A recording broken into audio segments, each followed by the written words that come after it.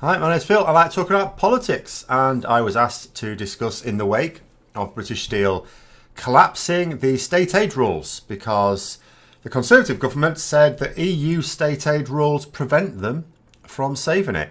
Nigel Farage was also quick to go on the telly to say how it's the EU that are responsible for the demise of the plant because of this. Both are complete lies on a number of levels, which I'd like to go through. And what I'd like to go are the three levels, which are one, how the government are making no sense at all with citing these rules as a reason not to help it. Two, how the state aid rules in question are not actually EU rules. And three, how the state aid rules as they exist don't actually prevent British Steel being helped by the UK government. Now, the first thing to note is that, yes, of course, steelworking in the UK is in decline. That being said, British Steel had moved it into a position of profit since taking over from Tata Steel a few years ago. It still had some unprofitable elements which were likely to be lost at some point, which of course would still be bad news for the town, but the company itself would still be here to manufacture steel. But it sells some of its products to customers in mainland Europe within the EU, and those customers need to ensure their supply. They lost confidence that they would be able to do so with the uncertainty over Brexit, and now the utterly moronic statements from Brexit supporters that if we'd only left the EU, then actually it would have all been fine and British Steel would be fine is beyond words. It's a little bit like saying that a person doesn't like being surrounded by fireworks in case there's a fire, but they'd be totally fine being surrounded by fireworks if they actually were on fire. But anyway, what could the government do? Now, as a socialist, I'm with Labour on this in wishing that what they do is buy a stake in it, in other words, nationalise the company. The government said that the EU rules prevent them doing so. But that's a lie. But before I get into the reasons why, let's look at the situation from a different angle. Now, the government that refused to buy a stake in the company are a Conservative government. The Conservative government are utterly committed to taking us out of the EU and not following EU rules. So let that sink in for a moment. So why is a government that's totally committed to not following EU rules within the next year allowing 25,000 jobs to be spaffed up the wall because of EU rules? Doesn't make sense. Surely they'd just say, well, we'll leave it anyway, so sod it and state aid away.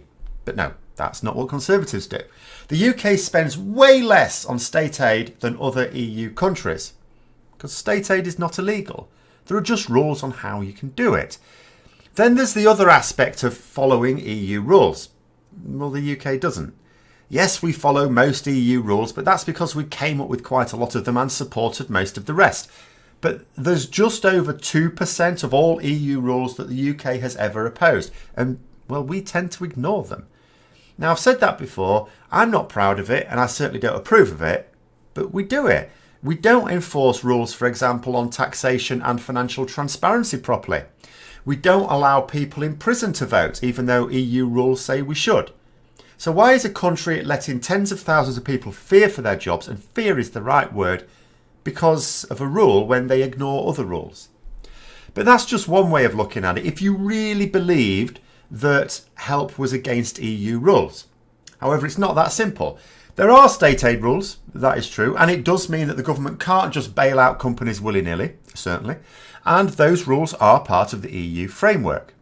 However, they are WTO rules, not specifically EU rules. It's a little bit like in your workplace. You have policies on various things, and although your management wrote them, they did so within the legal framework passed by Parliament. Those work policies are just how the organisation intends to comply with the law.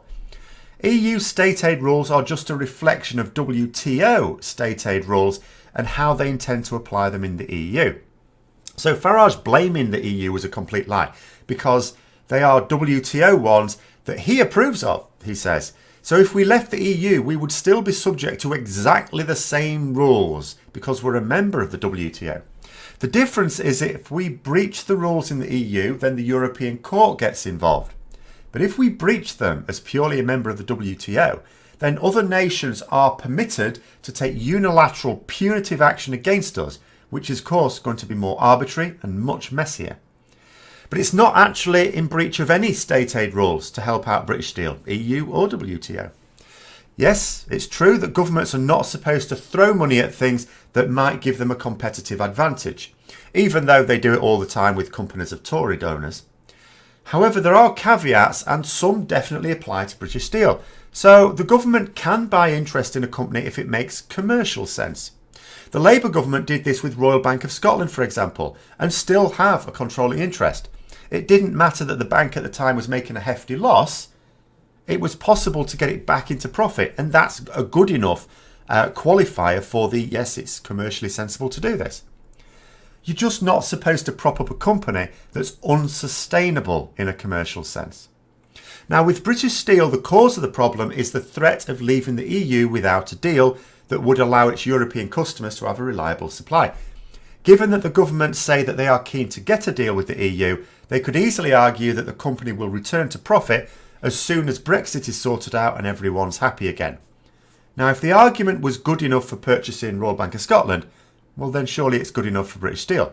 After all, they can get British Steel back on its feet more easily than was the case for RBS, which took years. The second caveat related to important areas of national infrastructure. It is accepted as a matter of national importance that a nation be able to independently maintain a railway. Our railway gets 95% of its track from British Steel, just down the road. Allowing the firm to collapse risks that supply. And it's not like you can just buy them abroad. I mean, what if you had a Barney with that country and they banned their companies from exporting to us? We have these little trade wars all the time, don't we? We're having a little one with China at the moment. We are permitted to take action to make sure that we can supply ourselves to be independent. And that means we need a steel industry because a railway needs steel. There's also an exemption for regional aid, which provides for better economic prospects for a poorer part of the country. That one may be a bit of a stretch, though it certainly is a poor region and, of course, would become much poorer if it's allowed to collapse. Now, of course, I am not a legal expert, but I'd say that the government could have acted along any of those lines without any great upset. And let's say the arguments turned out to be shaky in a legal sense, then a lengthy court case could decide that, by which time Brexit would hopefully be dealt with anyway. But I have to say, I cannot see why the argument successfully used to nationalise RBS wouldn't apply to British Steel. The fact of the matter is that the Conservatives don't like to be seen to be nationalising industries. It's a big Labour Conservative thing, with Labour being in favour of nationalisation and the Conservatives in favour of privatisation.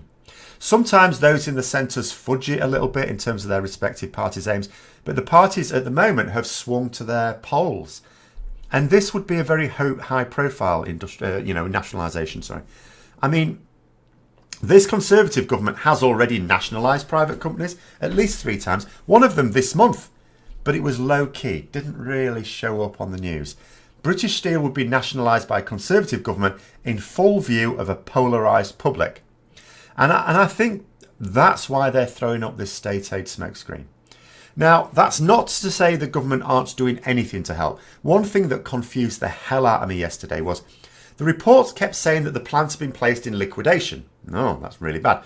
But all the actions being discussed sounded like administration. They kept talking about wanting to find a buyer. Now, you put a company into administration if you want to find a buyer for it. You put it in liquidation when it's completely screwed and you just need to close it down. But an article in the Financial Times made it actually clear why they've done that. If they'd put it in administration, they would have 10 weeks to find a buyer. By putting it in liquidation, you have no limits because the assumption is that you're going to wind it down. But let's say you don't. You can just keep it going. The government have the will to do it at the moment at any rate, and they have no time frame for action. They can actually just keep it in this state indefinitely. The problem is, from a practical point of view, it can't actually be indefinite because people will leave due to the uncertainty. We've seen what uncertainty does with Brexit. We would see the same thing in a microcosm with British Steel. Both employees and customers would leave it as soon as they could. So to secure its long-term future, you need a quick resolution because the longer you leave it, the more customers you will lose permanently and the more good employees you might lose permanently. Not that the ones around here have too many places to go. And the resolution could easily be nationalisation. In fact, Italy nationalised one of its steelworks in the same sort of situations, and it was a much bigger steelworks just a few years ago, 5 years ago. That was a temporary measure. Well, this could be a temporary measure. And it was for the same reasons. So it's not just that it's theoretical possible to do this. There is recent precedent within the EU. So the government could easily have bailed out British Steel if it wanted to. They just don't want to. At least not in a way that makes them look like they're giving any credence to socialist ideas. And that's why this town is now staring up at the sword of Damocles. So I hope you found that video interesting. If you did, don't forget to click the like button, subscribe for further content, and until next time, I'll see you later.